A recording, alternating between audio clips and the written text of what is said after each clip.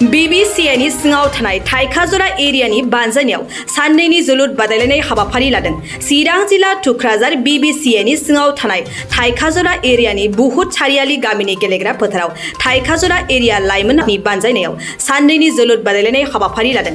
बे जोलुर बादायलायनाय हाबाफारि लानायनि गुबै थांखियानो जादों फैगौ BBCनि मिरु लाइमोन आफादनि जानो गोनां एन्टार एरियानि जोलुर बादायलायनायाव गोरासिन जानायनि थाखाय बे बादायलायनायखौ खुंदों होननानै थाइखाजरा एरियानि आफादगिरि बिश्वजित इस्लारिया बुंथिदों आरो गाबोननि फुंबिलिनिफ्राय बुलुर बादायलायनायबो जागोन होननानै बुंथियो।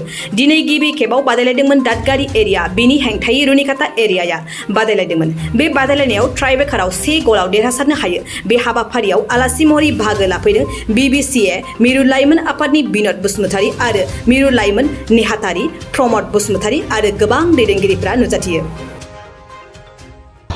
आङो गिबि सेन्टारावनो बे निउस लाइभनि बिथांमोनखौ धन्यबाद होग्रोदों आरो लोगोसे दिनै जोङो दिनैनि बे 25 तारिखनिफ्राय लानानै जोङो गाबोन 26 तारिखसिम जोङो जोंनि इन्टार चार्ज टुर्नामेन्ट जोङो बेखौ मोनसे थांखि लानानै होनाय जादों। थांखिया बेनो जोंनि बे BBCनि सिङाव थानाय जि मोनसे थाइखा एरिया दं जोंहा, बे एरिया हिसाबै जोङो 42टा मण्डली फेल'शिपफोरखौ लानानै जोङो बे टुर्नामेन्टखौ होनाय जादों आरो बिनि गुबै थांखियानो जाहैबाय जोंहा मोनसे सेन्ट्रेल इयुथ कमिटियाव जोंनि BBCनि दालाइ आफाद जाय आफादखौ बुङो, बेवहाय जोंहा मोनसे बोसोरे मोनसे जोंहा टुर्नामेन्ट जायो। गासै जोंहा BBCनियाव थानाय एरियाफोरखौ लानानै जोङो बिनि बे थांखिखौ लानानै जोङो दिनै बेखौ साखाफारा जादों।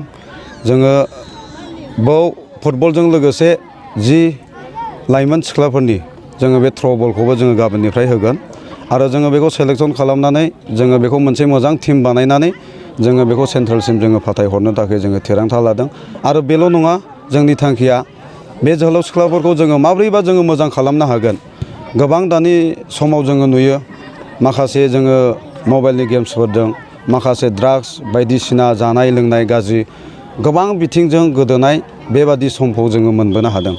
बेनिखायनो जोङो फैबाय थानाय जेनेरेसनाव जोङो माबायदि जोङो मोजां खालामलांनो हागोन, जोङो बेखौ थांखि लादों आरो जोङो बे टिमखौ दानिफ्राय लानानै जोङो साबसिन खालामलांनानै बे जोंनि BBCनि सिङाव थानाय जि सेन्ट्रेल इयुथ कमिटिजों सालायजानाय जि खेला, जोङो बेल' नङा, जोंनि जेसेबां बे BTRआव बा जोंनि आसामाव थानाय जेसेबां जोंनि खेलाफोर दङ, डिस्ट्रिक्ट खेला, स्टेट खेला, जोङो बाव मोनसे जइन जाहैनो हानायनि बेबादि जोङो लाइमोनफोरखौ खालामनानै मोनसे सोलायनाय बादि लाइमोन जोहोलाव सिख्लाफोरनि जिबनाव जोङो बेखौ लाबोनो सानदों।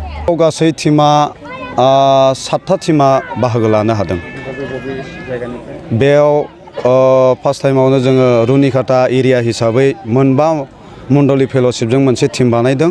सारियालि एरिया हिसाबै बेयाव 7था मण्डली फेल'शिप हिसाबै जोङो बेखौ टिम मोनसे बानायदों। दादगारि एरिया हिसाबै जोङो बेखौ दादगारि 8था फेल'शिप मण्डली हिसाबै जोङो बेखौ टिम बानायदों। लाइमुथि आरो लावफानि एरिया जोङो बेखौबो बुखावनानै जोङो बिदि 7था आरो बिसेसकै जोंहा मोनसे स्टाफ टिम दङ, बेजों जोंहा गासै 7था टिम जादों। खुब मोजां सोंनायनि फिननाय। जोङो बेखौ बेबादि जोङो आदब खायदा लादों। जोङो मण्डली फेल'शिप थांनानै जोङो बिमा बिफा आरो जोंनि फोथायारिफोरखौ जोङो मोनसे एनकारेज होदों।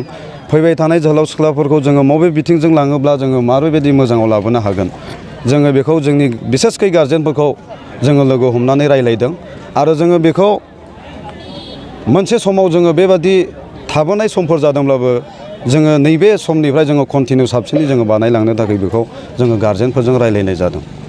जोङो बेखौ नेक्स्ट फैगोन बोसोराव बे सम, बे टाइम, बे मासावनो जोङो आरोबाव बिदि जोङो होफिनगोन। जोङो साबसिनै जोङो नाजागोन होफिननो थाखाय। मानो होनब्ला गोबां मण्डली फेल'शिपफ्रा बे खेला, बे गासै नांगौ खरसा बरसाखौ मदद होनायाव जोंजों गोबां हेफाजाब होदों। बेनिखायनो जोङो मण्डली आरो फेल'शिप गासै जोंनि एरियानि गासै फोथायारि मण्डली फेल'शिपफोरखौ जोङो आरोबाव बे मिडियानि जानानै जोङो धन्यबाद होदों आरो जोङो खावलायबावदों बेजों लोगोसे जोंनि BBCआव थानाय आरो गुबुन गुबुन डिनोमिनेसनफ्रा जेन' बे बिथिङाव जोंनि फिसाफोरखौ फैगौ फिउचाराव जोङो बेबादि फरायनायजों, बेबादि गेलेहोनायजों माबा मोनसे मोजां बिथिङाव लांनो हागोन, बेखौ साननानै जों जेरै मावदों सोरबा बिनि साबसिन मावलांनो थाखाय जोङो खावलायनाय थादों। जोङो फुटबलाव उइनार रानार्स आप हिसाबै जोङो ट्रफि गंसे होनाय जागोन आरो लोगोसे बिथांमोननो जोङो 5,000 रां होनाय जागोन आरो जायफ्रा रानार्स आप जाबाय जेननाय पार्टी जोङो बिथांमोननो जोङो 3,000 आरो ट्रफि गंसे होनाय जागोन आरो थिग बिदिनो ट्रफि थ्र'बल खेला जि लाइमोन सिख्लाफोरनि बिथांमोननोबो जोङो ट्रफिजों लोगोसे जोङो 2,000 थाखा देरहानायनो होनाय जागोन आरो जोङो जेननायनि थाखाय जोङो 1,000 बान्था आरो ट्रफि जोङो होनाय जागोन।